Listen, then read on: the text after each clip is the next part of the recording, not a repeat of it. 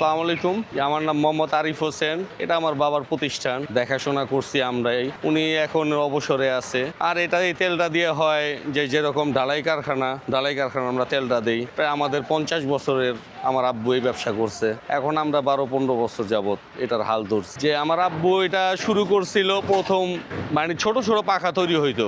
তখন তার এত বড় পাখা তৈরি হয় নাই, যেমন 32-38 ছোট ছোট জাহাজগুলো ছিল। এখন তো অনেক বড় বড় জাহাজ হয়েছে।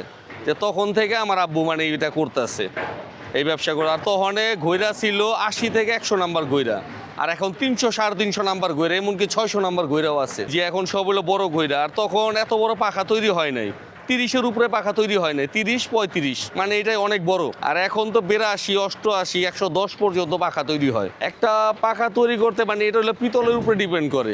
যে পিতলের রেট যখন হাই হয় তখন দাম থাকে একটু বাড়তি, আর যখন পিতলের রেট একটু কম থাকে তখন একটু পাখার দাম একটু কমে যায়। মানে পিতল এখন আনুমানিক খরচ, মানে সর্বনিম্ন খরচ 25 থেকে 27 হাজার টাকা ছোট পাখা যেগুলা। আর সর্বোচ্চ খরচ 18 লাখ থেকে শুরু করে 25 লক্ষ টাকা।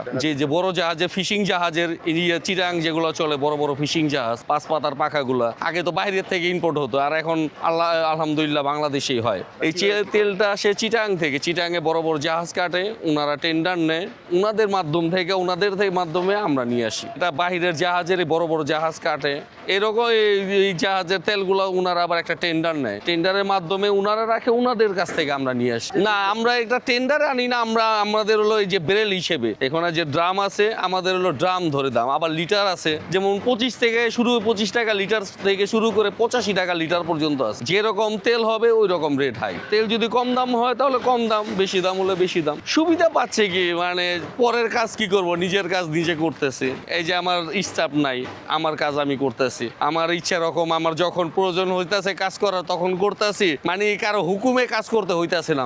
আমার নিজের পরিশ্রম আমি নিজে করতেছি, বাবার ব্যবসা আমি নিজে করতেছি। মানে এটাই হলো বড় কথা, যে আরেকজনের যে কষ্ট করব, একজন একটা কথা বলবো, আমার এটা বলার মতো কেউ নাই। আর নিজে পরিশ্রম করলে বহুত কিছু এটা। আর নিজের ব্যবসা পরিচালনা করার একটা মজাই অন্যরকম। না আলহামদুলিল্লাহ এই ব্যবসা করতে কোনো সমস্যা আমাদের ফেস করতে হয় না। কারণ আমাদের সরকারি কাগজ আছে, ডাইরেক্ট ওই সরকারি ব্যাট দিয়ে আমাদের মাল নামতে আছে। আমাদের এখানে কোনো সমস্যা হইতেছে না, কারণ আমরা ডাইরেক্ট আমাদের সরকারি ব্যাট দিয়ে আমাদের মালটা আনতে হয়। চিটাং থেকে মালটা আসে সরকারি ব্যাটের মাধ্যমে, দেওয়ার পরে তারপরে আমাদের হাতে মালটা আসে।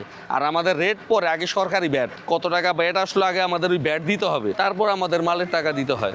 মানে এইভাবে আমাদের মালটা আনা পড়ে। জি না, এখানে কোনো ফ্যাক্টরি না, আমরা হলো ঢালাই কারখানা তেল দিই। মানে ওনাদের ওইটা হচ্ছে ফ্যাক্টরি, আমাদের এখান থেকে মাল সাপ্লাই হয়। আমরা ওরা শুধু তেল নিয়ে যায়, আর বাদ বাকি ওদের কাজ হইলো ওইখানে। এখন তো এটা